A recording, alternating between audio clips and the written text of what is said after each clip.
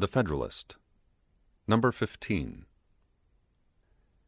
In the course of the preceding papers, I have endeavored, my fellow citizens, to place before you, in a clear and convincing light, the importance of union to your political safety and happiness. I have unfolded to you a complication of dangers to which you would be exposed, should you permit that sacred knot which binds the people of America together be severed or dissolved by ambition, or by avarice, by jealousy, or by misrepresentation. In the sequel of the inquiry through which I propose to accompany you, the truths intended to be inculcated will receive further confirmation from facts and arguments hitherto unnoticed. If the road over which you will still have to pass should in some places appear to you tedious or irksome, you will recollect that you are in quest of information on a subject the most momentous which can engage the attention of a free people, that the field through which you have to travel is in itself spacious, and that the difficulties of the journey have been unnecessarily increased by the mazes with which sophistry has beset the way. It will be my aim to remove the obstacles from your progress in as compendious a manner as it can be done, without sacrificing utility to dispatch. In pursuance of the plan which I have laid down for the discussion of the subject, the point next in order to be examined is the insufficiency of the present Confederation to the preservation of the Union. It may perhaps be asked what need there is of reasoning or proof to illustrate a position which is not either controverted or doubted, to which the understandings and feelings of all classes of men assent, and which in substance is admitted by the opponents as well as by the friends of the new Constitution. It must in truth be acknowledged that however these may differ in other respects, they in general appear to harmonize in this sentiment at least, that there are material imperfections in our national system, and that something is necessary to be done to rescue us from impending anarchy. The facts that support this opinion are no longer objects of speculation.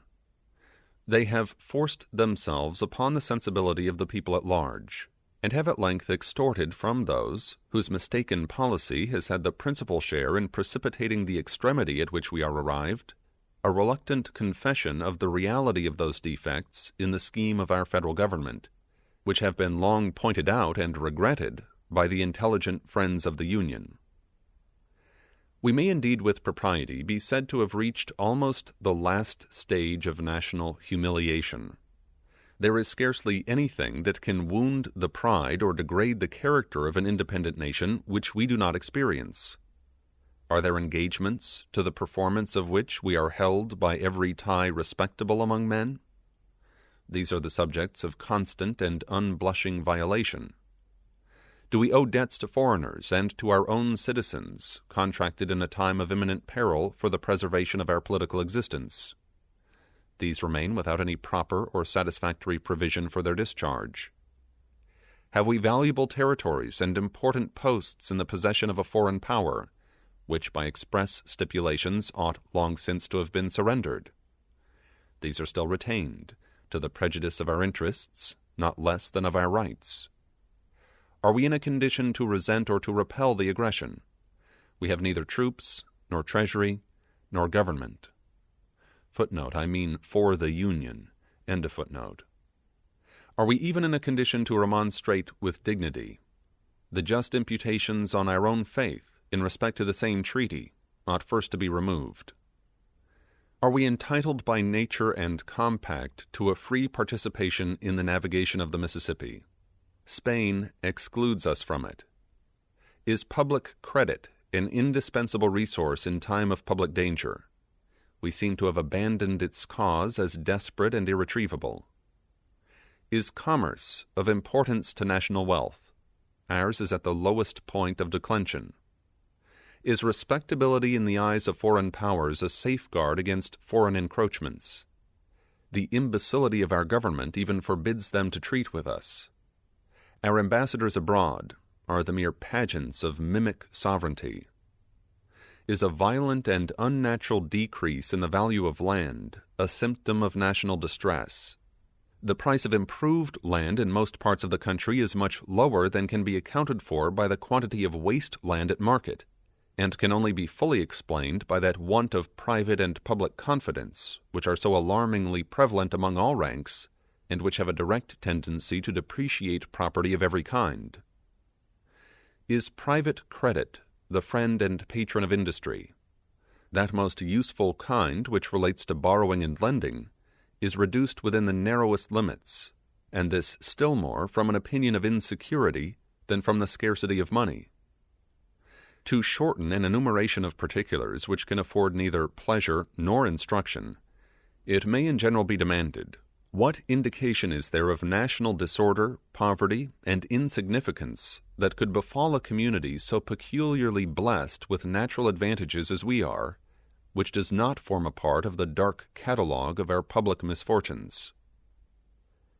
This is the melancholy situation to which we have been brought by those very maxims and counsels which would now deter us from adopting the proposed Constitution, and which, not content with having conducted us to the brink of a precipice, seem resolved to plunge us into the abyss that awaits us below.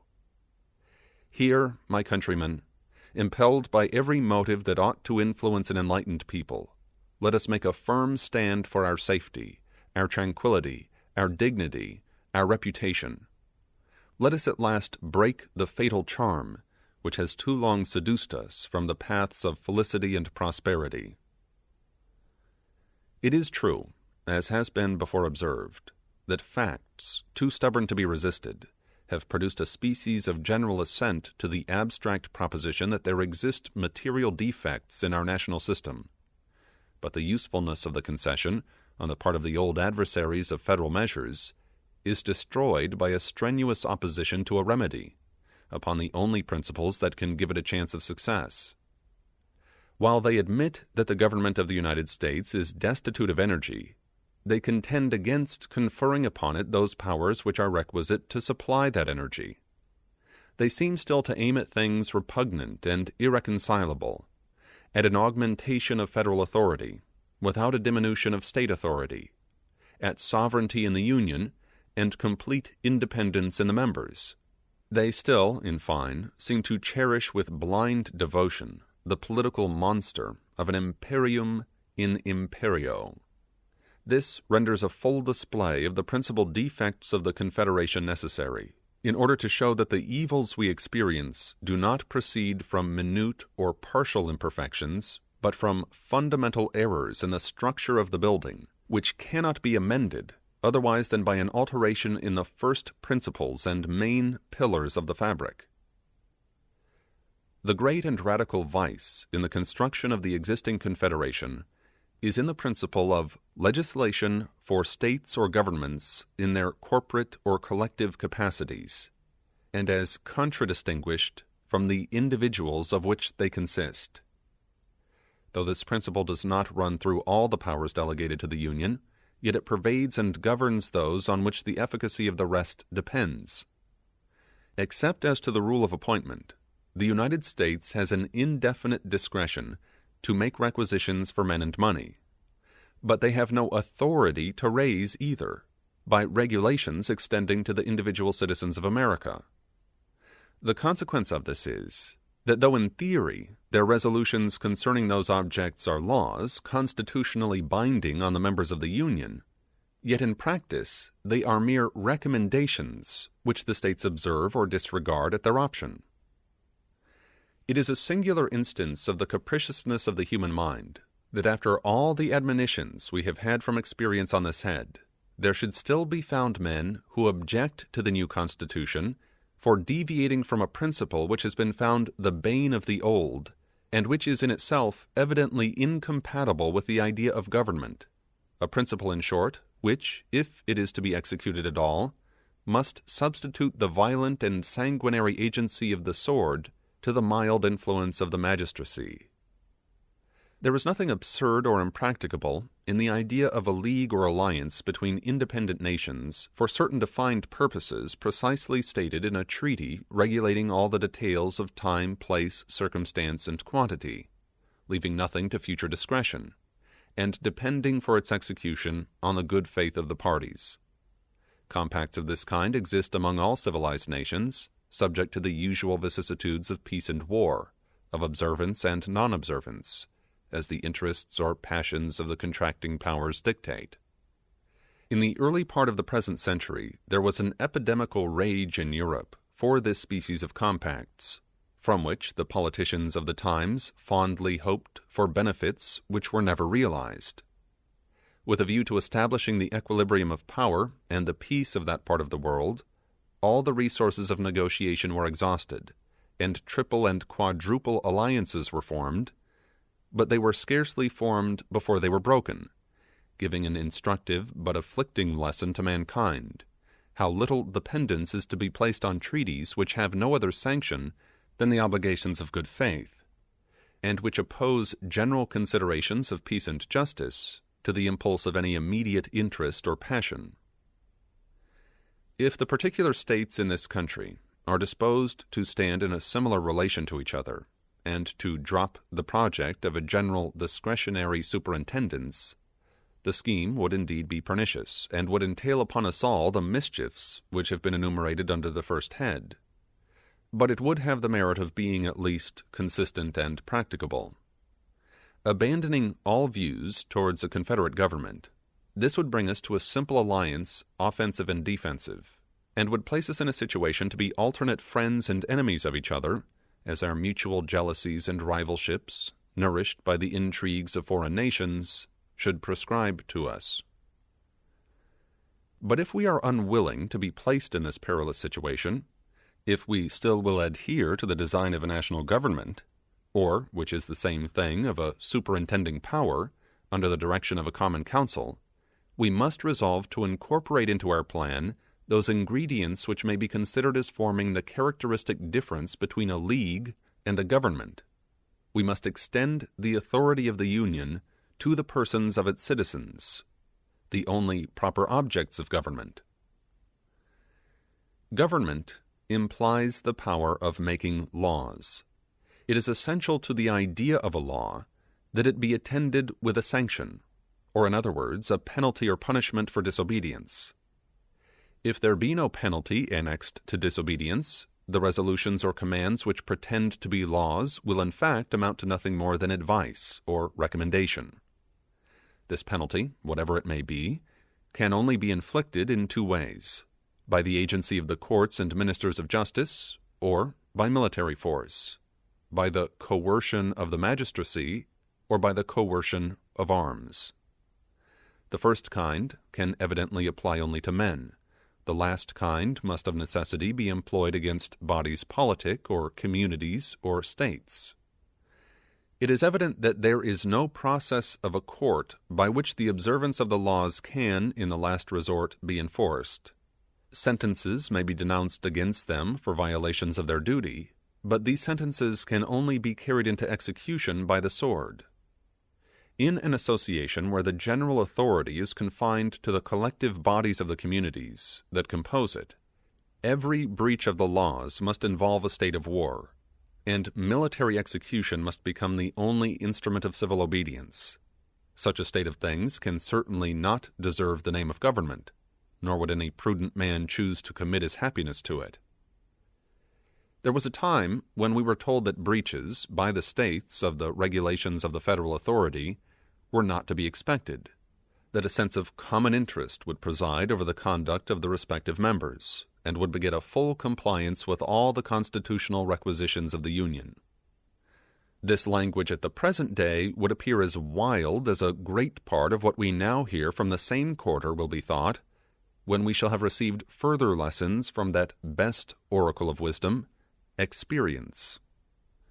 It at all times betrayed an ignorance of the true springs by which human conduct is actuated, and belied the original inducements to the establishment of civil power. Why has government been instituted at all? Because the passions of men will not conform to the dictates of reason and justice without constraint. Has it been found that bodies of men act with more rectitude or greater disinterestedness than individuals? The contrary of this has been inferred by all accurate observers of the conduct of mankind, and the inference is founded upon obvious reasons. Regard to reputation has a less active influence, when the infamy of a bad action is to be divided among a number than when it is to fall singly upon one. A spirit of faction, which is apt to mingle its poison in the deliberations of all bodies of men, will often hurry the persons of whom they are composed into improprieties and excesses for which they would blush in a private capacity. In addition to all this, there is, in the nature of sovereign power, an impatience of control that disposes those who are invested with the exercise of it to look with an evil eye upon all external attempts to restrain or direct its operations. From this spirit it happens that in every political association which is formed upon the principle of uniting in a common interest a number of lesser sovereignties, there will be found a kind of eccentric tendency in the subordinate or inferior orbs, by the operation of which there will be a perpetual effort in each to fly off from the common center. This tendency is not difficult to be accounted for. It has its origin in the love of power. Power, controlled or abridged, is almost always the rival and enemy of that power by which it is controlled or abridged. This simple proposition will teach us how little reason there is to expect that the persons entrusted with the administration of the affairs of the particular members of a confederacy will at all times be ready, with perfect good humor and an unbiased regard to the public weal, to execute the resolutions or decrees of the general authority. The reverse of this results from the constitution of human nature. If, therefore, the measures of the Confederacy cannot be executed without the intervention of the particular administrations, there will be little prospect of their being executed at all. The rulers of the respective members, whether they have a constitutional right to do it or not, will undertake to judge of the propriety of the measures themselves. They will consider the conformity of the thing proposed or required to their immediate interests or aims, the momentary conveniences or inconveniences that would attend its adoption. All this will be done, and in a spirit of interested and suspicious scrutiny, without that knowledge of national circumstances and reasons of state which is essential to a right judgment, and with that strong predilection in favor of local objects which can hardly fail to mislead the decision. The same process must be repeated in every member of which the body is constituted, and the execution of the plans, framed by the councils of the whole, will always fluctuate on the discretion of the ill-informed and prejudiced opinion of every part.